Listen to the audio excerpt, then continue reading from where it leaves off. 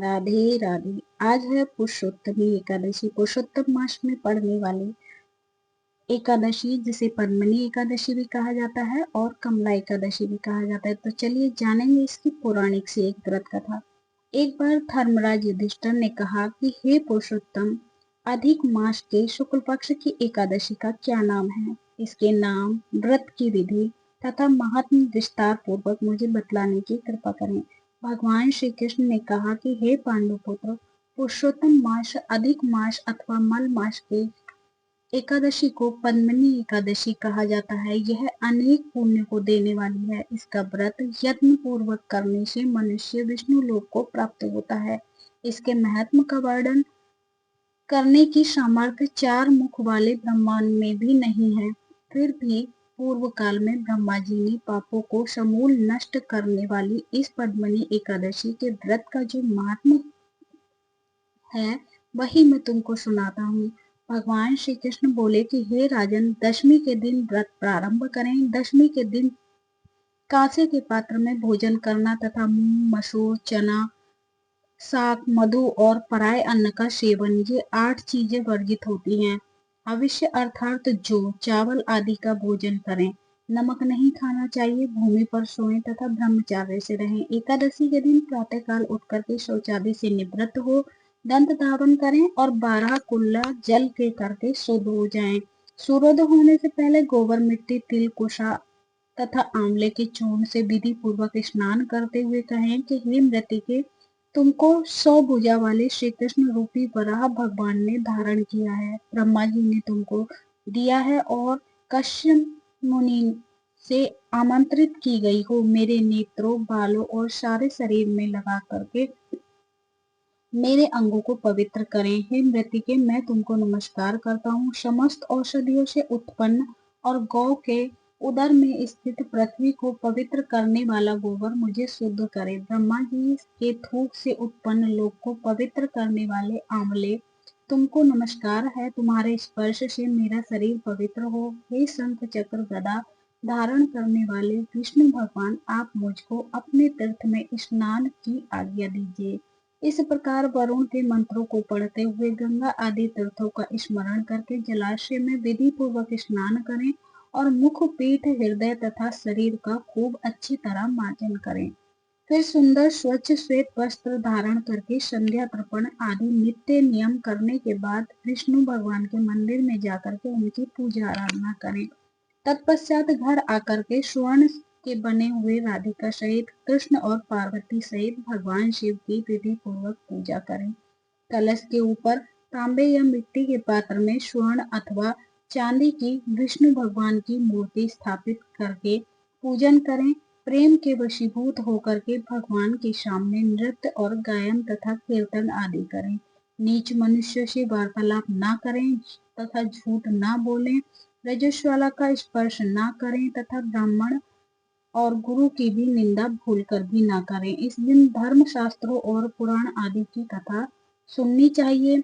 पद्मिनी एकादशी को जल भी नहीं पीना चाहिए। यदि ना रहा जाए तो केवल थोड़ा सा जल पी लें। यदि शक्ति ना हो तो फलाहार कर लें।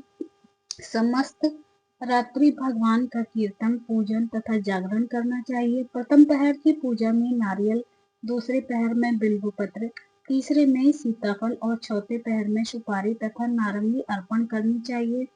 प्रथम प्रहर का पूजन करने से अग्निष्टोम यज्ञ का फल प्राप्त होता है। दूसरे प्रहर की पूजा से वाजपेयी यज्ञ का, तीसरे प्रहर की पूजा से अश्वमेध यज्ञ का और चौथे प्रहर की पूजा से तथा जागरण से राजसूय यज्ञ का फल मिलता है। इस व्रत से बढ़कर के अन्य कोई यज्ञ, तप, दान या पुण्य नहीं है। जिसने इस एकादशी का व्रत किया है उसने पृथ्वी के सारे तीर्थ और क्षेत्रों के दर्शन व स्नान कर लिए।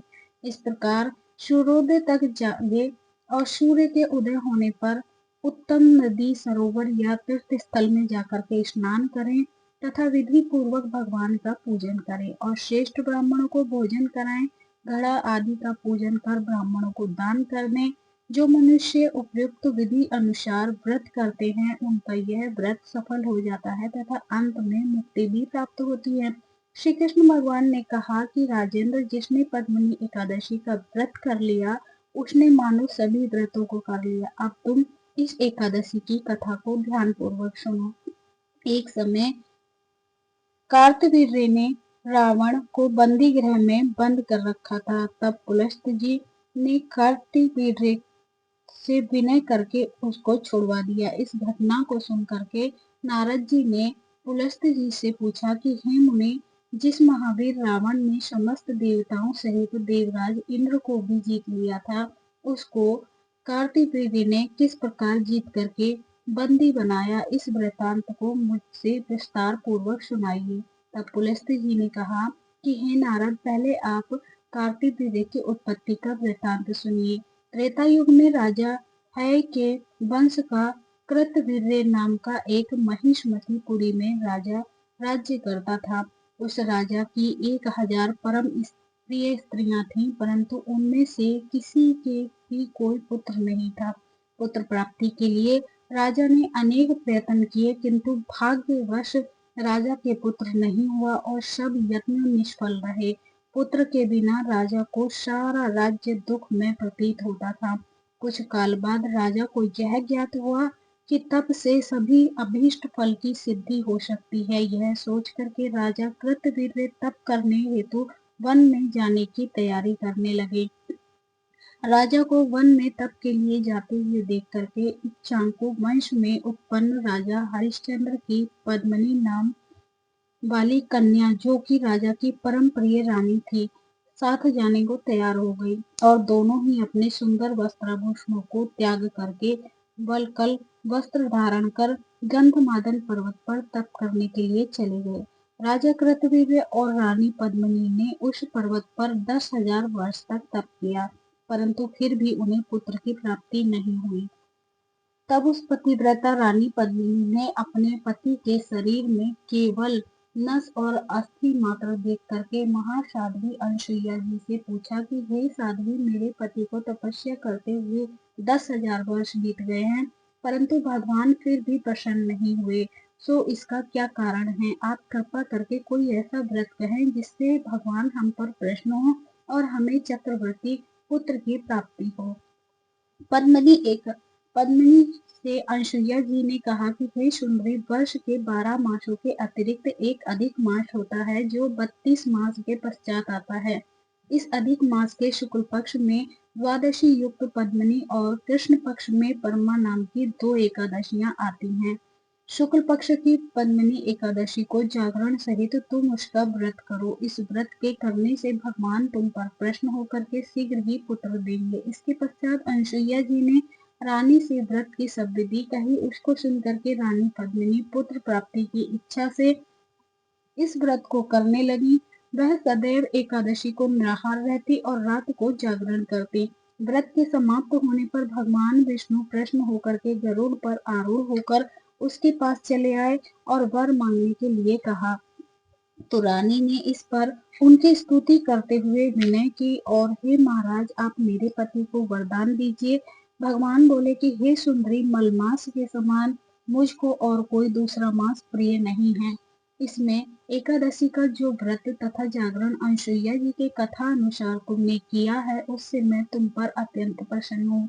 ऐसा कहकर के संसार के दुखों का नाश करने वाले श्री विष्णु भगवान ने राजा से कहा कि हे राजन, जिससे आपका मनोरथ सिद्ध हो वह वर मांग लो। तुम्हारी पत्नी ने मुझको प्रसन्न किया है। तब राजा कृतवीर्य ने सर्वश्रेष्ठ और यशस्वी पुत्र का वर मांगा और कहा कि हे जगदीश्वर प्रभु, मेरा पुत्र ऐसा परमवीर हो कि आपके अतिरिक्त देवता, मनुष्य, नाग, दैत्य, राक्षस आदि किसी से न मरे। राजा की बात सुन करके और वरदान देकर भगवान विष्णु अंतर्धान हो गए। इस वर के प्रभाव से पद्मिनी के कार्तिवीर्य नामक तेजस्वी पुत्र उत्पन्न हुआ। तीनों लोकों में भगवान विष्णु के अतिरिक्त उनको जीतने में अन्य कोई समर्थ नहीं था। तब यदि 10 कंधर रावण कार्तिवीर्य से पराजित हो गया तो इसमें कौन सी आश्चर्य की बात है, क्योंकि महाबली कार्तिवीर्य देवताओं के भी देवता भगवान विष्णु के वर से उत्पन्न हुए थे। अतः रावण पर उनकी विजय कोई आश्चर्य का विषय नहीं। नारद जी को इतना बता करके पुलस्त मुनि अपने आश्रम को चले गए। श्री कृष्ण जी ने आगे कहा कि हे राजन, यह मैंने मलमास के पद्मिनी एकादशी के व्रत का महत्व कहा है। जो कोई इस व्रत की कथा को पढ़ते या सुनते हैं, वे भी संसार में यशस्वी होकर के अंत में अनंत काल तक विष्णु लोक में ही वास करते हैं।